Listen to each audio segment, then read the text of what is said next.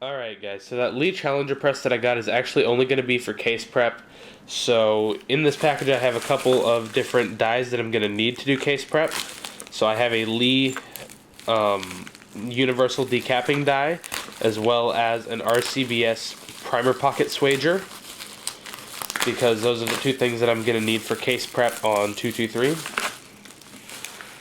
So let me make sure there's no invoice in here. And I don't think there is.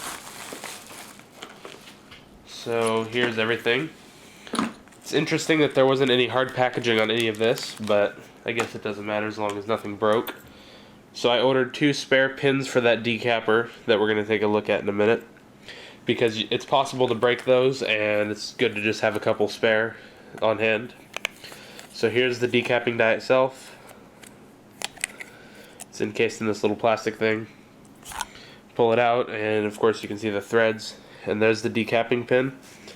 Now what's different about this compared to a sizing and decapping die is that this doesn't resize at all.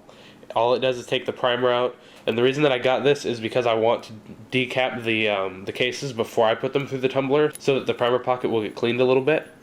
So that's what this is going to be for. And as well as those 2 pins just in case I break one of those, like I said. I decided to order an Rcbs shell holder just because apparently they're supposed to be a little bit tighter than the Lee ones, and I want the case to be in there nice and sturdy, so I went with the Rcbs shell holder. And this particular one, obviously it's going to hold 223 or 556 because that's what I plan to use it for, so I made sure it did that. But it also does a couple other calibers. You can see those there on the back of the packaging. Next up here we have 2 collars for the Lee breech lock press. These are basically just the things that you put into the top that actually lock in, since it is a breech lock press. So I ordered a couple extra of these so that I don't have to keep taking it off and putting it on when I switch between the dies. So these come 2 to a package, and you can see that they just drop down in there as I showed on the unboxing of the press. And then these particular ones have a locking ring built in that you actually tighten with an Allen wrench that's included in the package. So that once you get your die set, instead of using your traditional ring like this, you would actually take that off of your die, and then you would only use this one and just tighten it down onto the die. So these are going to really come in handy in making changing dies much quicker. I'll probably make a demonstration video of some of this stuff in a separate video, but for now we're just going to get through the unboxing. So last up here we have the Rcbs Primer Pocket Swager. There's a little paper where you can write down your reloading information. Here's a couple rods and stuff, we'll go over that in just a second. And here is the die itself. So this is the part that's actually going to screw into your press, or in my case it's going to screw into here. And like I was saying, you take this collar off, because you don't actually use that if you have this particular breech lock adapter. And I would need to loosen this little Allen wrench up quite a bit. And then I can thread this in there, and I would set it to the proper height, of course, once I get it into the press itself. But once that's in there at the right height, whatever that may be, then I would just tighten this down with this Allen wrench again, and just snug it down, and then it's not going to move. So that's how you use that.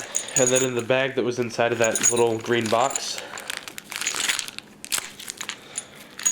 we've got the rest of the kit for primer pocket swaging. So we've got 2 different rods, depending on whether the case you're swaging has a small or a large primer pocket. And these, you're just going to pick out whichever one you need, and it just threads up in there, and you just got to make sure it lines up with this hole in the top here, and it's going to thread through, and you can see it poking out the top there. So you're going to have to adjust that based on the height of your case, of course. And then there's also a nut in there that you screw on the top here once you've got that set to the proper height. So you can see that. And then here we've got our 2 different little pegs that go into the primer hole. Again, depending on whether you have a small or large primer pocket. Obviously this one's the large one and this one's the small one. So you put this in place of your shell holder, and then you put this little case stripper on top of it. And what that does is you put this down and put your casing on there, and you ram it up into the die, and it expands out that primer pocket. And then when you bring it back down, because it will be pretty much stuck on here, what it'll do is you slam it down, like not too hard of course, but you slam it down, and the rod will continue pulling this out, but this will bottom out on your press, and as you can see there, the pin will, you know, just fall out, and then your case will come free. Now on the Lee press that I have, this actually doesn't work by default, but there is a really simple trick to make it work, which I'll probably go over in the actual usage video of this. But all it is basically is you just get a little copper sleeve and you put it around the ram of the die, and this will sit on top of that and make this work.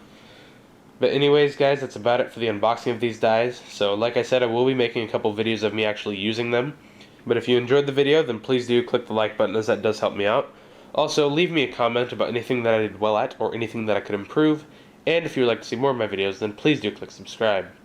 Thank you for watching, and I will see you guys later.